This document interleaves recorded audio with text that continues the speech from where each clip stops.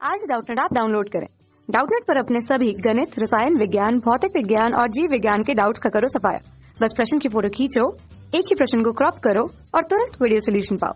अभी डाउनलोड करें। Hello friends, हमारा क्वेश्चन है एक वस्तु को एल लंबाई की डोरी से बांधकर न्यूनतम वेग से ऊर्ध्वाधर वृत्त में घुमाया जाता है। जब वस्तु उच्चतम बिंदु पर पहुंचती है तो डोरी टूट जाती है। एक वस्तु चित्र में दर्शाए अनुसार गुरुत्वीय बल के अधीन परवलय पथ पर गति करती है। तो ए के ताल के क्षैतिज परास AC है।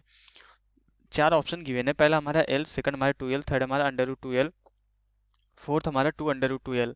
ओके, तो यहाँ पे क्वेश्चन को हम इस फिगर के थ्रू समझते हैं। क्या बोला जा रहा है, यहाँ पे किसी वस्तु को, यहाँ पे ये वृत्त का केंद्र हो जाएगा मान लेते हैं, तो किसी एल लंबाई की डोरी से बांधकर वस्तु को जो है किसी इस तरीके से वृत्तीय पथ पे गति कराया जाता है। जब वस्तु हमारी यहाँ पे क्या हो जाता है, जब वस्तु यहाँ पे जो है इसके उच्चतम बिंदु पे आता है तो हमारी डोरी टूट जाती है। जब ये डोरी टूट जाती है तो इस तरीके से परवलय पथ पे गति करते हुए सतह से जो है C बिंदु पे टकराता है। तो हमें A और C की वैल्यू कैलकुलेट करनी है। तो यहाँ पे हमें पता है कि जब ये रस्सी हमारी यहाँ पे टूटेगी तो इस B बिंदु पे जो अधिकतम उच्चतम बिंदु होगा, यहाँ पे वस्तु के पास कुछ न कुछ हमारा क्षैतिज वेग होगा। तो जो क्षैतिज वेग होगा उसी क्षैतिज वेग के साथ ये क्या करेगी, इस दिशा में गति करेगी और ऊर्ध्वाधर दिशा में इसका वेग हमारा 0 होगा, प्रारंभिक वेग, और क्षैतिज दिशा में हमारा वेग VV के बराबर होगा। तो इसी के कारण हमारे ये क्षैतिज दिशा में विस्थापन होगा। लेकिन ये हमारा वेग नियत रहेगा क्योंकि हमारा क्षैतिज दिशा में कोई त्वरण काम नहीं कर रहा है। जब हमारा क्षैतिज ऊर्ध्वाधर दिशा में गुरुत्वीय त्वरण काम कर रहा है लेकिन क्षैतिज दिशा में कोई त्वरण काम नहीं कर रहा है। जब क्षैतिज दिशा में कोई त्वरण काम नहीं कर रहा है तो हमारा जो क्षैतिज वेग VB है ये हमारा क्या रहेगा, नियत रहेगा। और हमें पता है कि अगर कोई भी वस्तु ऊर्ध्वाधर तल में हमारी वृत्ति गति करती है तो इसके उच्चतम बिंदु पे जो हमारा वेग होता है कितना होता है, VV इक्वल टू जो है अंडर रूट जो है RG के बराबर होती है। R जो है वृत्तीय पथ की त्रिज्या होती है, तो त्रिज्या डोरी की लंबाई के बराबर ही होगी। तो मीन्स VV हमारा कितना होगा, अंडर रूट LG के बराबर होगा। ओके, अब यहाँ पे हमें वेग पता चल गया। अगर हमें यहाँ पे विस्थापन कैलकुलेट करना तो हमारा AC कितना हो जाएगा, AC इक्वल टू VV वेग इंटू जो है लिए गए टाइम के बराबर हो जाएगा।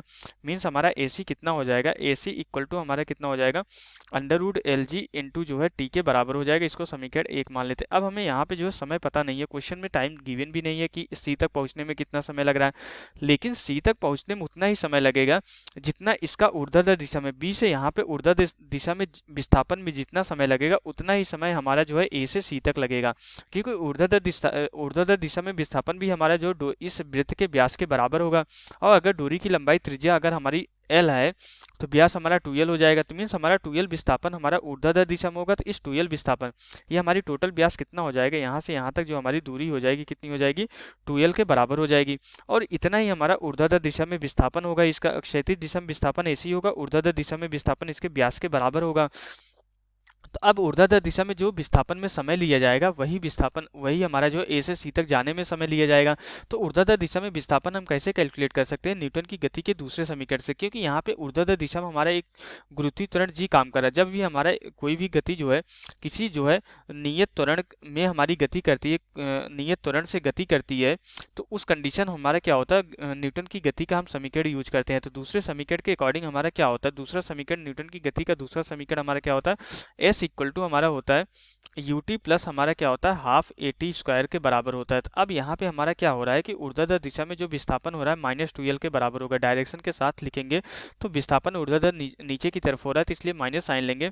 प्रारंभिक वेग ऊर्ध्वाधर दिशा में यहाँ पे प्रारंभिक वेग इसका 0 था। इस कंडीशन पे हमारा सिर्फ और सिर्फ इसका क्षैतिज वेग था, तो इसलिए हमारा ये 0 हो जाएगा। माइनस हमारा 1/2, G भी हमारा नीचे लग रहा है इसलिए ये माइनस ले रहे हैं, इंटू T स्क्वायर के बराबर हो जाएगा। तो इसको जब सरल करते हैं तो हमारा T की जो वैल्यू कैलकुलेट हो जाती है, T की वैल्यू हमारी कितनी आ जाती है, 4 अंडर रूट कितना आ जाता है, 4 under root L divided by G के बराबर हो जाता है। ओके, ये सॉरी हमारा 4 नहीं आएगा क्योंकि 2 इंटू 2 हमारा 4 होगा, लेकिन वर्गमूल से बाहर निकालेंगे तो T equal to 2 under root L divided by G के बराबर हो जाएगा। ओके, अब ये हमने समय कैलकुलेट कर लिया। अब आसानी से हम यहाँ पे जो T की वैल्यू पुट करके AC की वैल्यू कैलकुलेट कर सकते हैं।